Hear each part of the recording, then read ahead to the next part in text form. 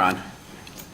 Okay, so this time of the semester, we're all filled with anxiety, stress. We have finals, we have those final papers due, the final projects, these big speeches due.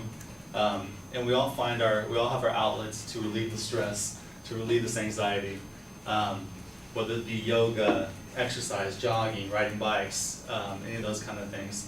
For me, it's always been getting up early in the morning, driving down to the beach, getting my surfboard, and getting out with Mother Nature.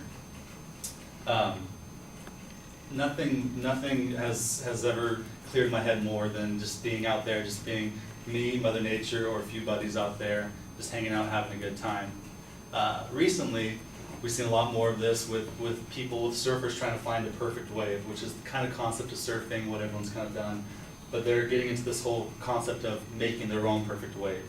And it's starting to kind of deteriorate what I think the sport of surfing is really meant to be.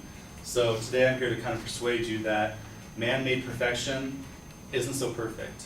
I want to touch on a few topics. The first one I want to talk about is what I feel when I surf, what I like about surfing, and how it inspires me and how it relieves my stress. I want to talk about the wave machines, how they're made, how they work, and what they're doing to kind of hurt the whole surfing industry. And three, kind of go through the history, a little bit of what surfing is and how it's come about. For me, like I said, nothing beats getting up early in the morning, 6 in the morning, getting down to that beach, just seeing miles and miles of open sand, open waters, no one out there, throwing on your wetsuit and just paddling out, just being one with Mother Nature. That for me just clears everything. I don't have to think about my everyday life. I don't have to think about what's stressful in my life. It's pretty much just all cleared out. I recently got back from Costa Rica a few months ago, and got to travel out there and just find new spots, discover new things.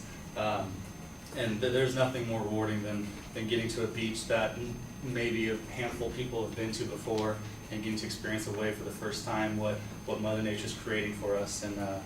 And for me, that's one of the biggest things. Mother Nature.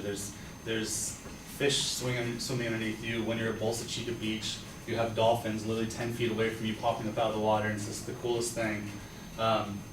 So with that, I want to kind of touch on another topic, the whole man-made machine, or man-made waves.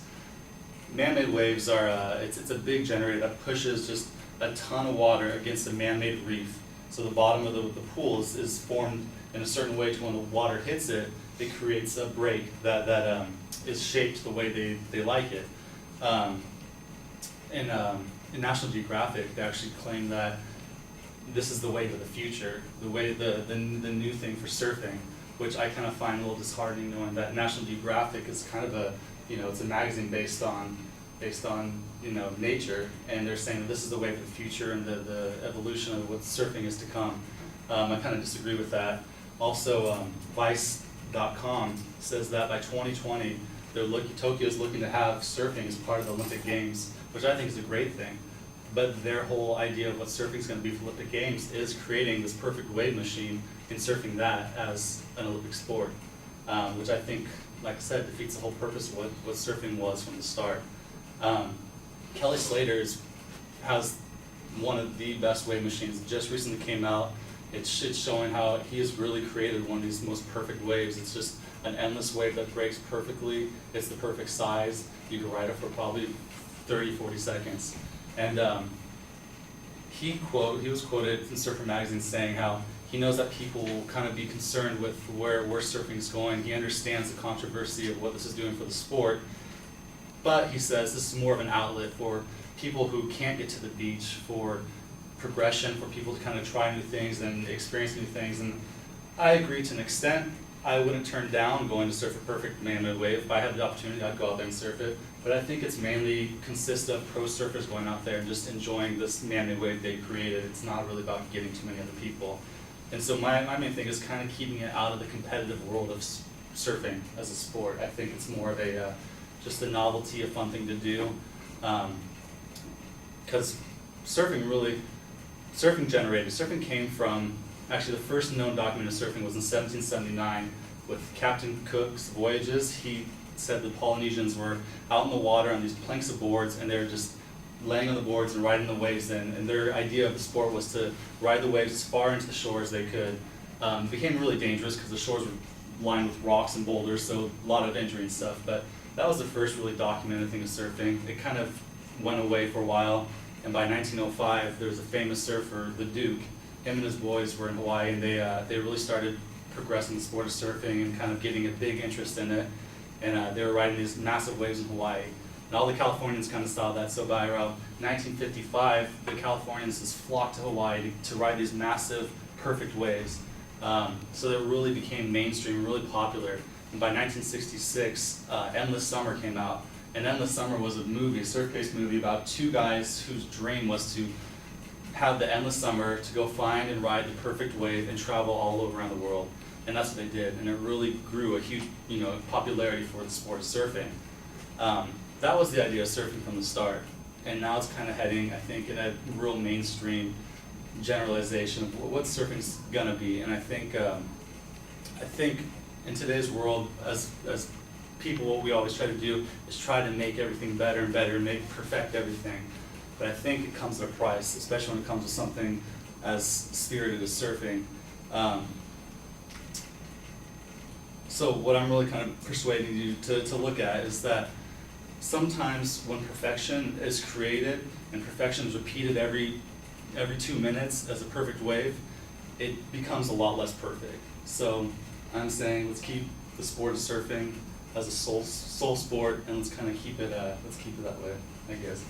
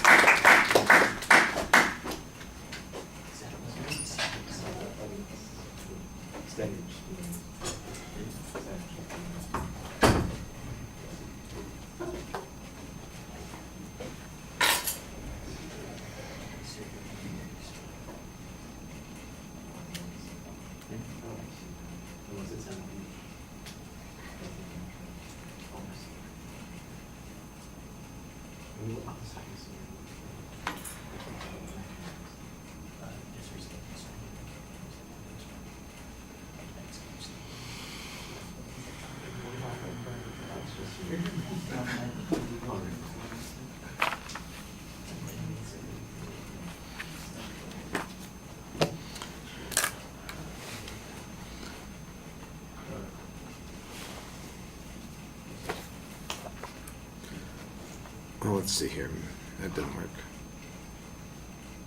That didn't work.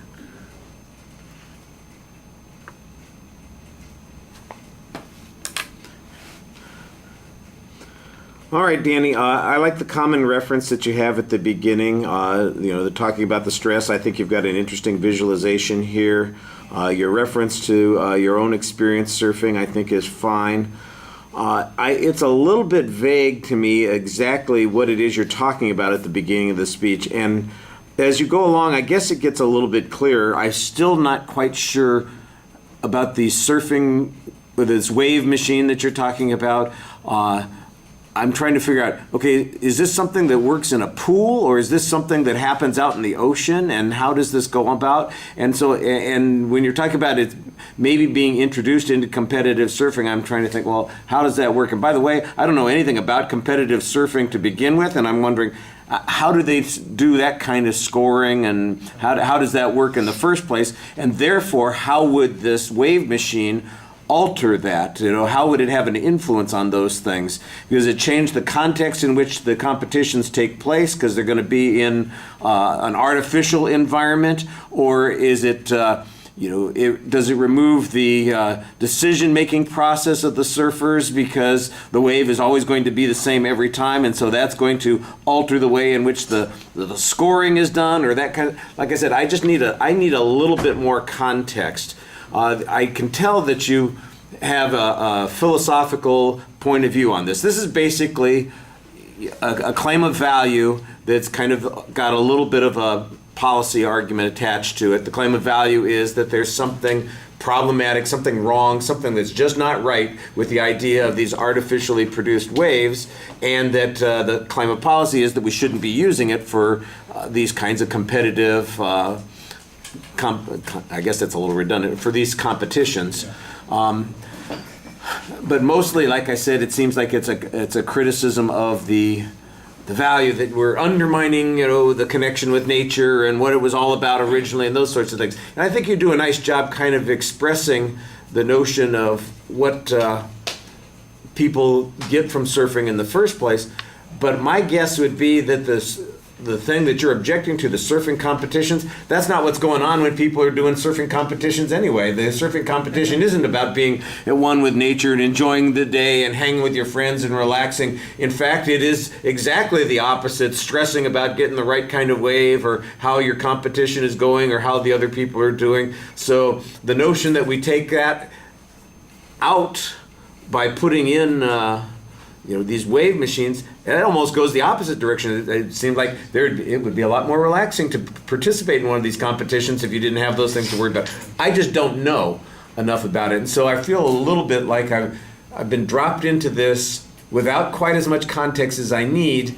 And then your value argument is more about the way surfing is for people in a particular context than it is about the competition thing. And it seems like your objection is to the competition thing. And then you mentioned Kelly Slater, and I do know that name. That's a surfing guy. He's a competitive surfer, right?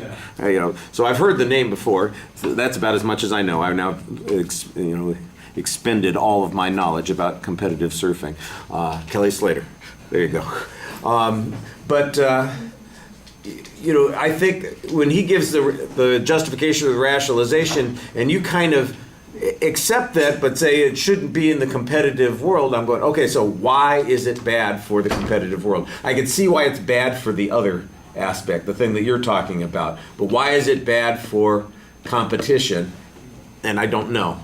All right. So if you want to make the argument more general about why we should shun it, or we should just avoid it, or even if you've used it to help you learn or something like that, that's fine. But don't become dependent on it. Let's not get. And again, I don't even know how widespread this practice is. This is the first time I've ever even heard of this wave machine. And like I said, I don't have much context on it, so that makes it a little complicated as well.